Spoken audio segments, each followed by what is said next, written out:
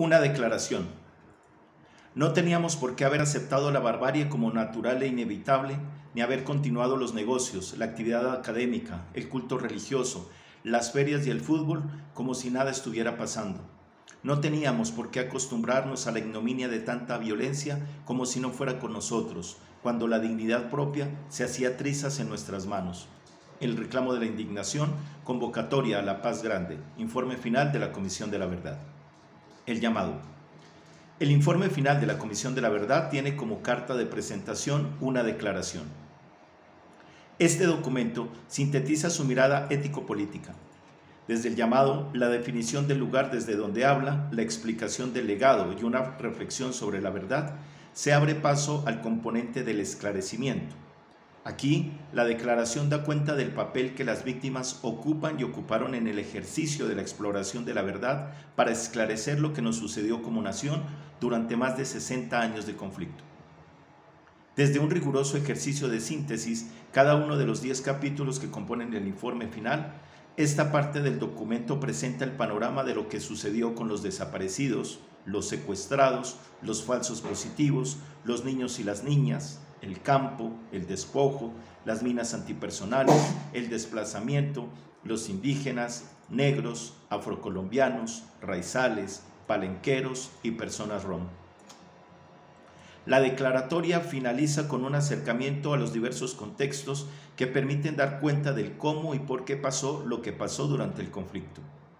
El entramado, la historia, las armas en la política, el asunto del enemigo interno, la mirada hacia la paz, entre otros aspectos, explican las particularidades del conflicto armado colombiano. La declaración afirma, pero ante todo lanza preguntas, cuestionamientos profundos. ¿Por qué permitimos que todo esto sucediera ante una mirada insensible de la nación? En el informe final y desde esta declaración se expone que 450.664 personas perdieron la vida a causa del conflicto entre 1985 y 2018. Solamente entre 1995 y 2004, una década ensangrentada, murieron 202.293 personas entre las balaceras, las masacres, las tomas y los atentados. Esto significa que más o menos 50 personas fueron asesinadas día por día durante estos 10 siniestros años.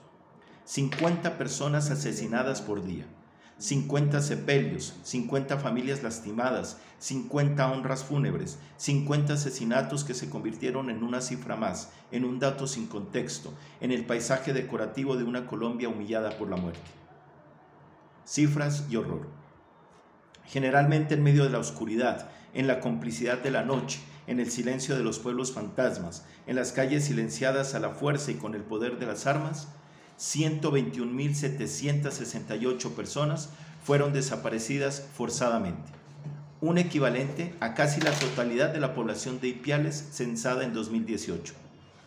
Esta declaración, que no es ninguna propuesta de amor, pero sí de reconciliación y reflexión para la búsqueda de un nuevo horizonte colectivo como país, nos narra que la mayoría de municipios colombianos, el 62%, conocieron una o varias de las 4.237 masacres en donde murieron 24.600 personas. Se reafirma la horrorosa cifra de las 6.402 víctimas de los mal llamados falsos positivos, que realmente se constituyeron en ejecuciones extrajudiciales. 30 de los 33 departamentos de Colombia vivieron este infierno. Por eso la indignación, por eso el llamado, por eso las preguntas complejas.